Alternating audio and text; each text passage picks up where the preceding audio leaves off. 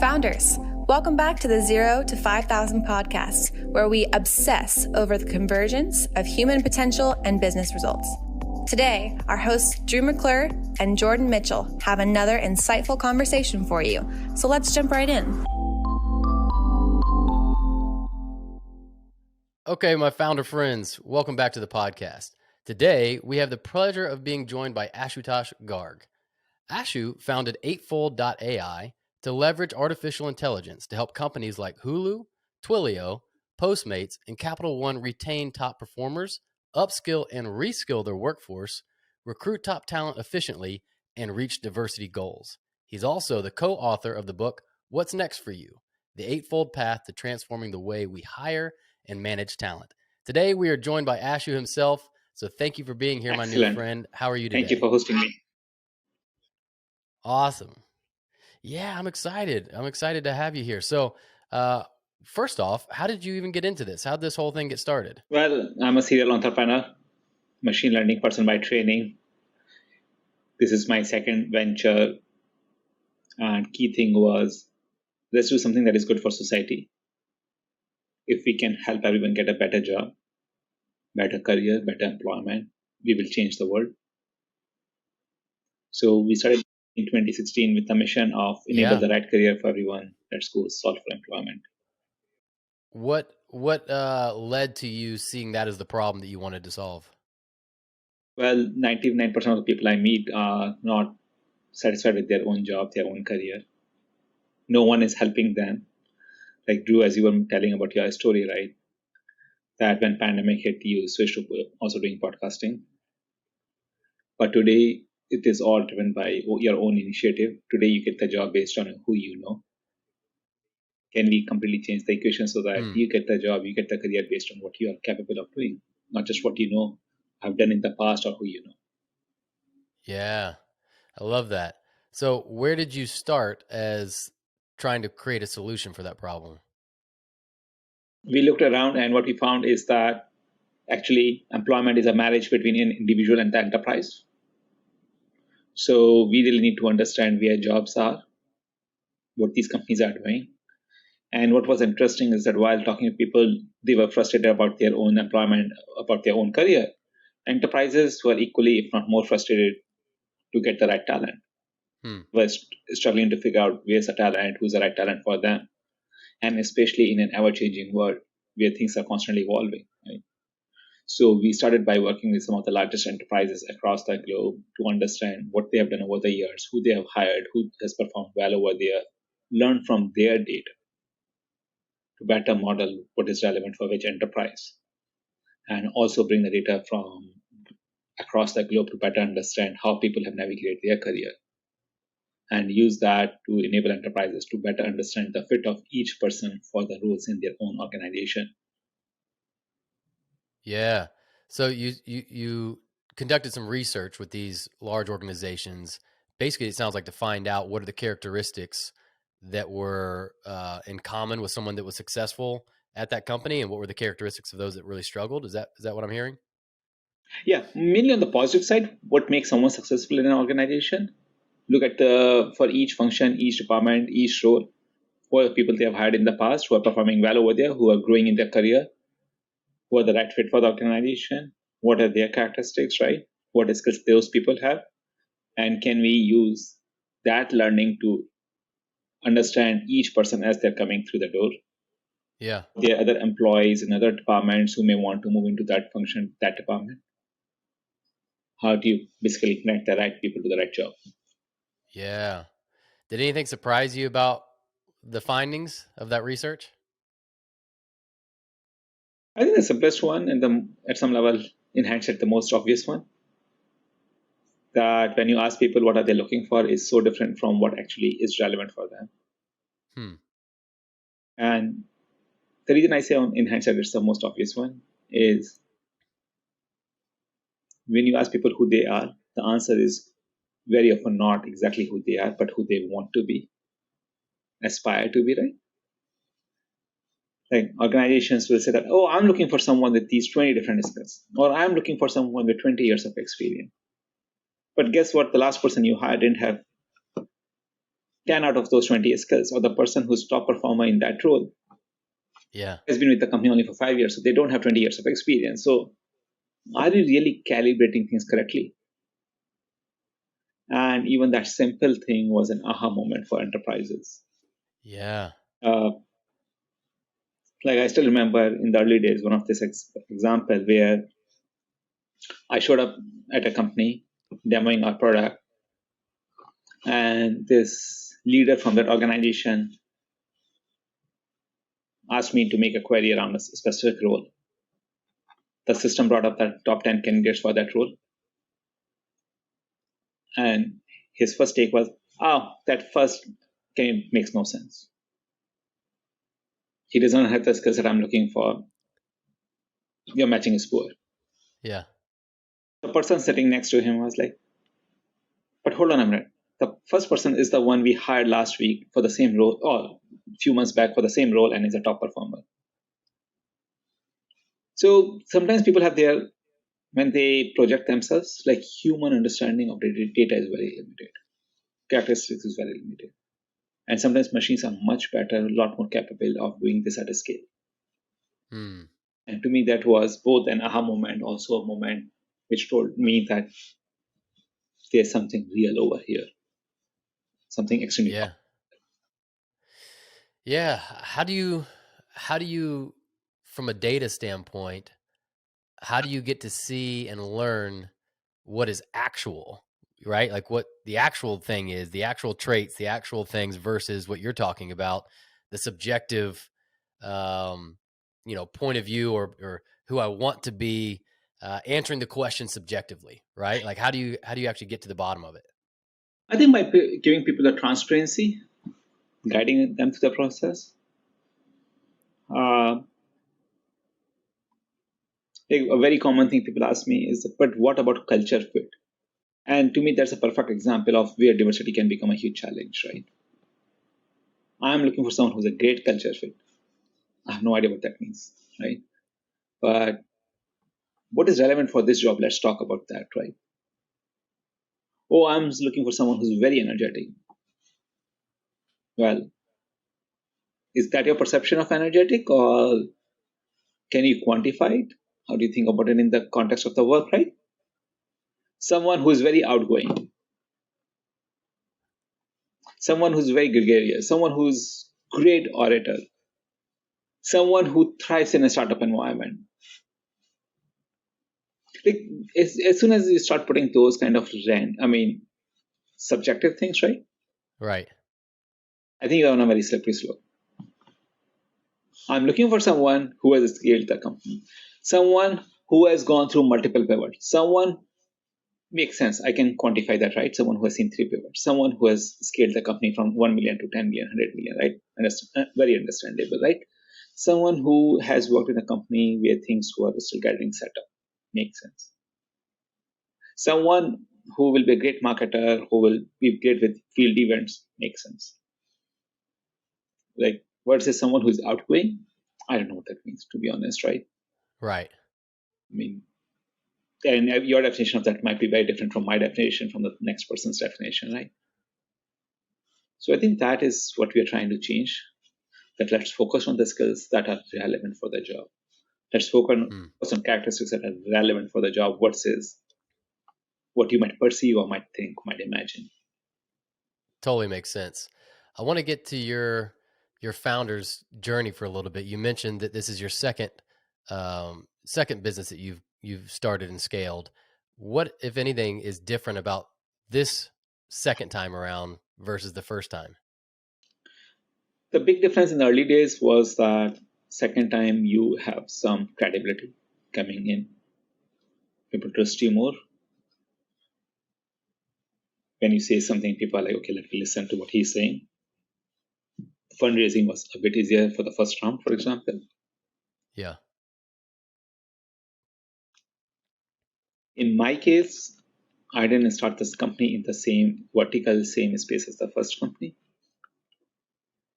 So I didn't get any credit for that kind of credibility over there, that he's a person from the space who knows. So for me, it was all about like, what is the critical problem in the society? Let's go solve that. I will learn in that journey, right? But as a second time founder, you do get a lot of credibility, which helps, makes it a bit easier. Sure. What were there any mistakes that you made in the first business as a founder that you thought, hey, I'm going to make sure I avoid this the next time I build something? Few, as an example, is how much are you focused on short-term growth versus long-term growth? How much are you trying to optimize for success versus failure?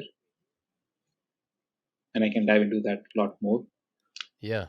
How are you thinking of platform dependencies? How are you thinking of market evolution? I think are some of the things that I learned a lot as part of the first journey that I tried to solve for in my second one. Yeah. Well, let's dive deeper into as many of those as we have time for. They all sound interesting. So, the first one, short-term growth versus long-term growth. What do you mean by, I mean, I know what that means, but where was the recalibration in terms of your focus there? As a very simple example, right, when we started the company in the HR space, one of the top of the mind problem for every leader is, I'm trying to hire people quickly. I'm not able to find the talent. Can you help me with that? Makes sense. But that typically is a moment in time problem. As the market shifts, that problem goes away. While that problem persists for a few small percentage of the roles in the company, that is not the primary problem in the company. So as another example is, if you have an agency model where I can send you a candidate, you hire, you pay me 20K, right? You get a lot of money upfront. Seems like very lucrative, but in the long term, that is not a sustainable business.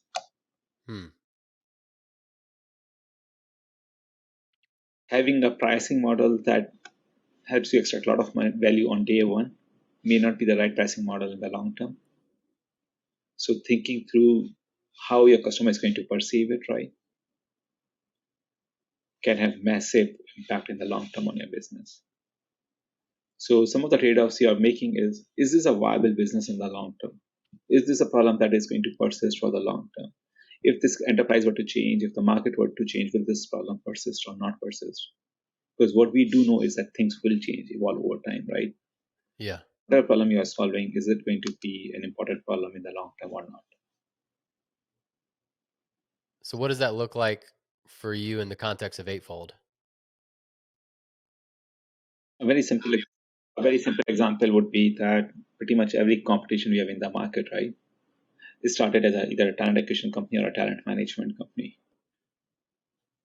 And even in the early days when we were starting the company, right, number of people told me that, oh, just focus on one. Why are you spreading yourself too thin? Between 2017 to 2019, hiring was going on in the market. First half of 2020, hiring came to a standstill. As the market recovered, both hiring and talent management became extremely important. And now we are back to slow hiring, aggressive talent management, right?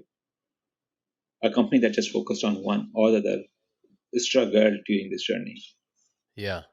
A company that focused on both and build a platform that cuts across these silos of organizations and solves for the entire talent life cycle, like Eightfold, was able to weather this storm much better.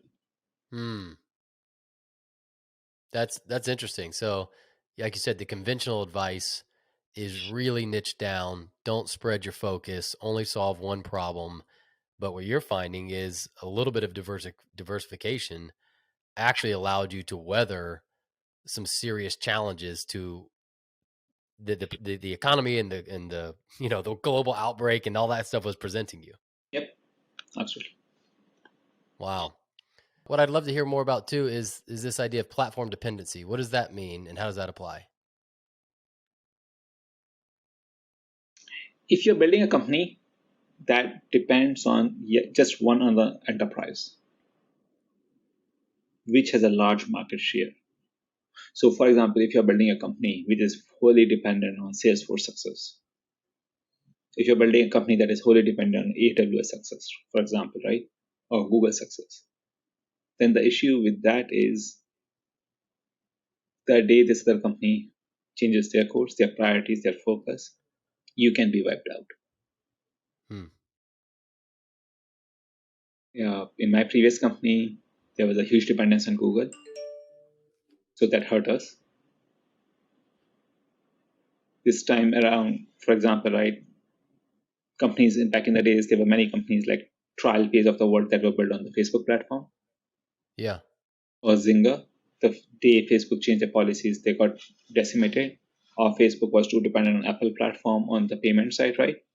When Apple changed their terms, they got decimated. What you have to do is no one should be able to hold you hostage. Yeah, it's funny that you mentioned the Facebook thing, because I was just thinking about, how many people have found a way to really win on a certain platform, social media, let's say. They really understood the Facebook ads, or they really understood Google paid ads or whatever. And like you said, the moment those policies change, the moment they change the algorithm or whatever, you are now, screwed, right? Because you don't know how to succeed outside that one avenue in the particular way it was set up. Exactly. I think one other thing that I say is don't fall in love with your own product.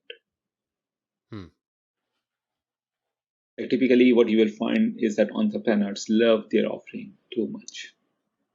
This is my baby, kind of a thing, right? The common phrase is this is like people are like, so this is like your third baby, right? And I'm like, no, at some level, a startup is a business which is focused on solving a problem for the market. That is what it is. If you tie your identity too much to a specific product, a specific offering, then at some point you will be outdated. You will become less relevant. Yeah. So don't tie yourself to what you are doing today. Tie yourself to the customer's problem. In fact, not even the customer's problem, but the market, right? Because even customers' problems may change over time. And like have as minimal an ego as possible around that stuff. And I think that is extremely critical, I would say. Yeah. Yeah, it's interesting. The falling in love, it feels like it's got to be a delicate balance, right? Where you want to have emotional investment and belief in what you're doing, but not be so tied to it that you are unable to see where it needs to change or evolve or where it's failing, right? Exactly. Another area that I found interesting is we don't challenge the conventional wisdom a lot. We just take things the way they are, right? And sometimes conventional wisdom is just conventional. It's not relevant to your business. Every business is different. And once you accept it that every business is different, every market is different, and you have to adopt and adjust. So here's an example, right? Aligning your growth, your financials, your pricing to the ROI, right? Makes a lot of sense. Let's align everything to ROI. Let's make sure your pricing reflects ROI, right? A customer is getting, which intuitively makes sense. And it's a good thing to do. But quite a few times when your pricing is too tied to ROI, you create an adversarial relationship with your buyer. Where now buyer is incentivized to prove that your ROI is lower than what it is. Because that is how they save money. So how do you combat that? So as a company, as a startup, your goal is to make your buyers heroes. So that's what I also meant by like, don't be too short-sighted about what you are doing. Yes, it should be aligned. It needs to be aligned. But at the same time, if it is tied too closely to it, it may not be the right thing. Yeah. Their company, where this is not necessarily true is companies like Google have done a phenomenal job of tying their revenue to ROI. They go charge the customers on a per click basis, right? The reason they can afford to do that is because they're a monopoly on that access, right? They're the largest traffic driver in the world. Right. So they are able to do that. On the other hand, if they were to start make it too close to outcome for the customer, saying that let me tie my pricing to the outcome that a customer is getting, which is the conversion, quite a few times customers will start arguing that is this outcome because of you or not because of you, right? Yeah. So constantly think about, is your pricing aligned with the market? Is your pricing aligned with the growth opportunities that may exist? So how does Eightfold think about its pricing? How do you determine how you set your price? So as a very simple example, right? We charge a platform fee based on the size of the enterprise. We don't necessarily tie it to the number of open requisitions in the company. We don't tie it to the number of users who will be using the platform. If you start tying it to the latter two, the issue is that the day company is ramping up or down, it becomes a big challenge, right? Yeah. Yeah. A retailer may be hiring 100,000 people because they have high attrition. A financial institution may be hiring only 5,000 people, but the value of those people is much larger, right? So it becomes a complex, painful exercise in that case. If you start tying into the number of users, then company will try to optimize for who's going to use your product, who's not going to use your product. Yep. They're incentivized to have fewer people use the product, right? Which is not what you want. You want more and more people to be using your product, right? So think about Yeah. some of those things as well.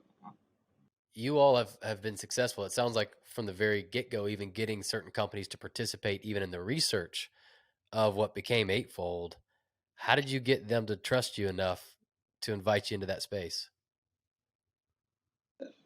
There was a very phenomenal learning that I got from the early days of my first company.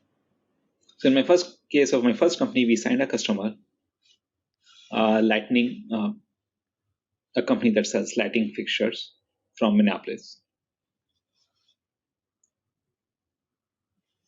And somewhere during the demo, they asked us, is this product going to work? Are you sure the product works? Our first reaction was to say, oh, of course it will work, right? We are confident it works. But then we realized that maybe we should be very transparent, truthful, honest over here. We said, well, you are going to be our first customer. We don't know, but we'll work hard to make it happen for you. Yeah. The customer bought the offering. Few years later, we were asking the same customer, like, you didn't even know whether our product will work or not. Why did you buy it, right? He was like, where else in the world I will find 5 people from Silicon Valley, some of the best possible experience from Google, Facebook of the world, working day in, day out to give me the best value for just $10,000 a month. Why not? If I have to bet 10K, I will bet on these people than anyone else out there, right? Now, the learning in that is your customers are smart. And I think that's a very powerful thing that many times we assume that is our customer, our buyer smart or not. They know about their business and they are smart about their business. They may not be able to articulate it, but the reason they exist in the business is because they know something that we don't know. Yeah. So don't assume, give them the full faith, right? Be transparent and honest with them. And if you're transparent and honest, they will go work with you. Every once in a while, you may lose someone, which is fine. But in the grand scheme of things, you will win a lot more than you will lose. Yeah. Yeah. Unfortunately, the conventional wisdom, like you mentioned earlier, in this case, is often fake it till you make it, right?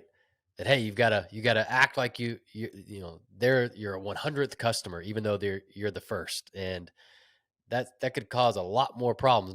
Not to mention the integrity issue, but could actually set up I would imagine even a block to really serving that customer well, simply because you can't be honest about what the issues are, and we're going to work hard to fix it. And it sounds like your approach really sets up a partnership, like a true partnership with the client. Yes, yes. And I think that is what you want, right? I mean, most things may have a rocky start, right? And if you're not being truthful, honest, right, it won't go a long way. At Yeah. some point, truth will come out, right? And see, the other thing is that with the startups, you never know where they will end up, right? The likelihood of success of any startup is very, very low to begin with. So let's at least do what is right. That is completely in your control, right? Yeah. Yeah. I've heard somebody say once, if you're not sure what to do, pick the one that you can sleep best at night. Right. Exactly. It's like, I don't know, this thing may work, it may not work, but I can protect my own integrity and know that I can sleep well.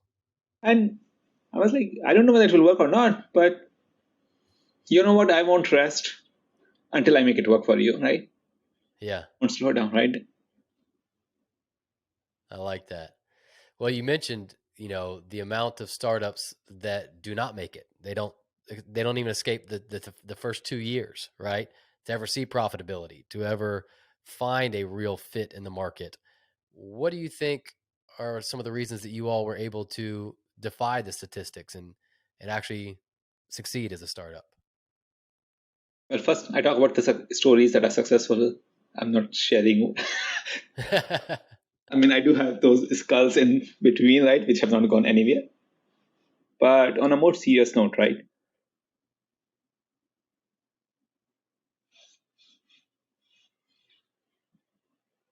be always listening to your customers. Be always trying to learn, adopt, adjust. And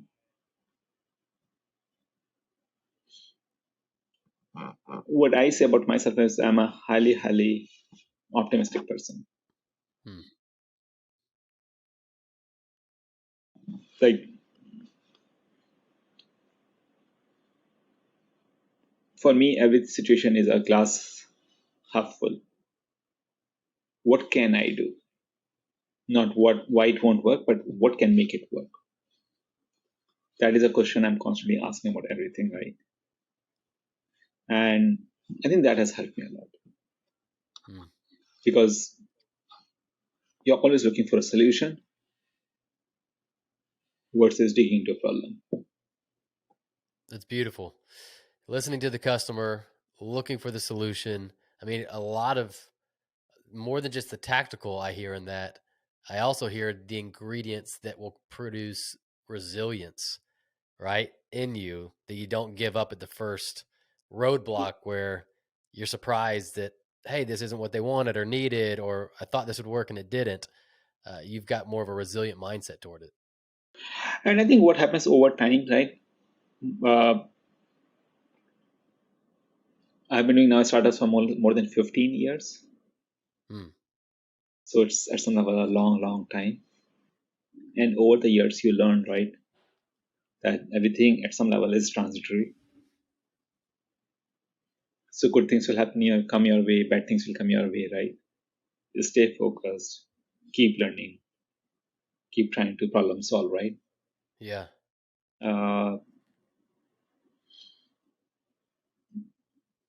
Other thing that I at least personally do a lot is,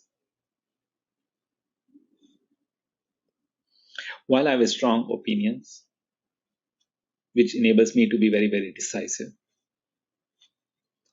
I'm also extremely curious.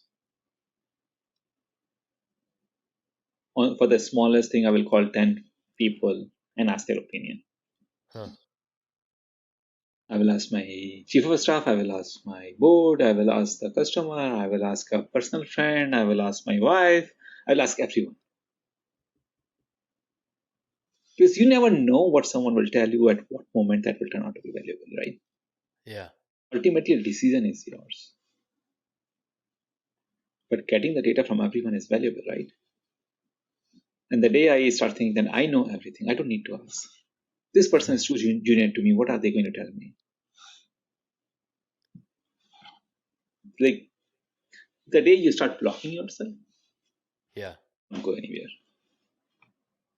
Yeah. The way that I've always, not always, the way I've come to think about it is the moment you believe you're a master in your mind at anything, you've immediately started to become irrelevant because you've basically said, I have nothing left to learn. I have nothing left to grow.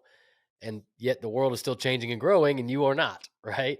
And it reminds me kind of some of the Eastern philosophy about like beginner's mind, right? Like in martial arts, this idea of beginner's mind. I think one thing you didn't ask, but maybe I will share that anyway, is be accountable and take accountability, especially as a founder CEO.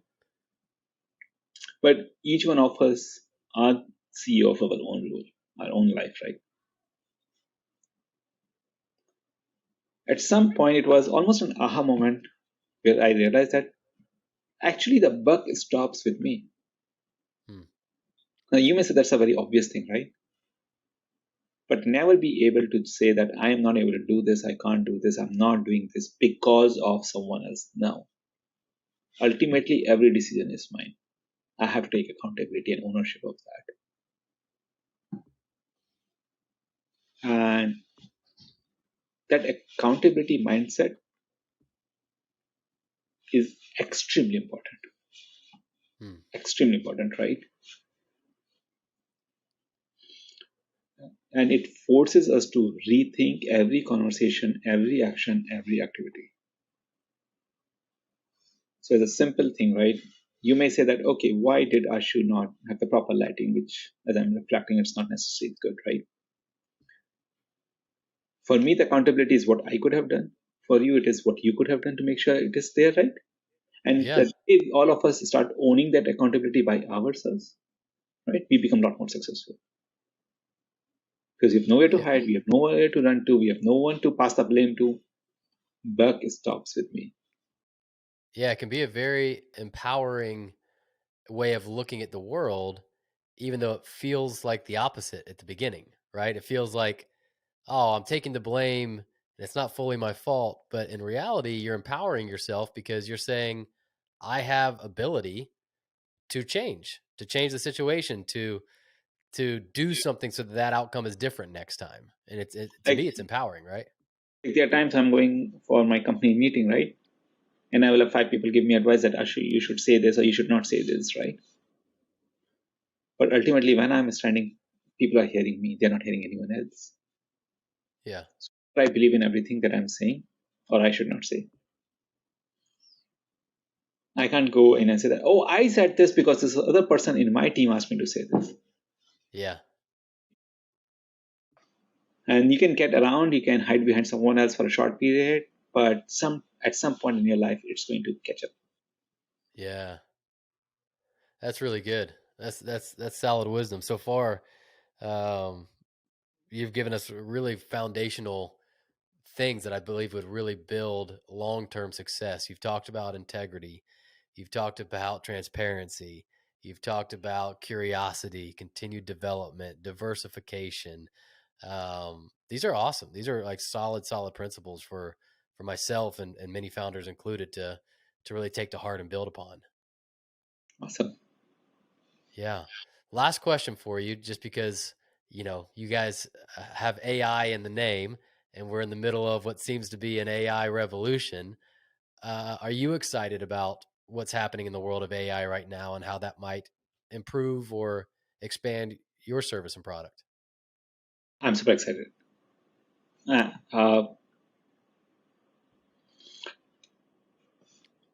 So first, the way I look at it, it's here. And there's no running away from it.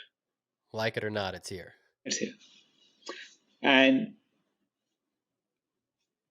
not only we are here, but it's at the inflection point of an exponential curve. The rate of the change that we will see over the next 10 years is far, far greater than what we have seen over the last 10 years. Wow. So to be honest, at some level, it's also very scary. I have no idea what will happen over the next 10 years. Because we've already been in a crazy acceleration curve the last 10 years. And everything that we knew will be out of the window, right? But what I do know is the world needs help. Climate change is a big problem in our society. Yeah. A large portion of the world is still unemployed. They can't feed their families. Cancer is still killing millions of people every year. Half of US may be diabetic in the next 10 years. Yeah. There are massive, massive problems in our society today. These problems are not going away, and we need help. And maybe AI can help us focus on these problems. Won't that be amazing? Absolutely. I'm actually excited, energized. At the same time, at Eightfold, we talk a lot about responsible AI.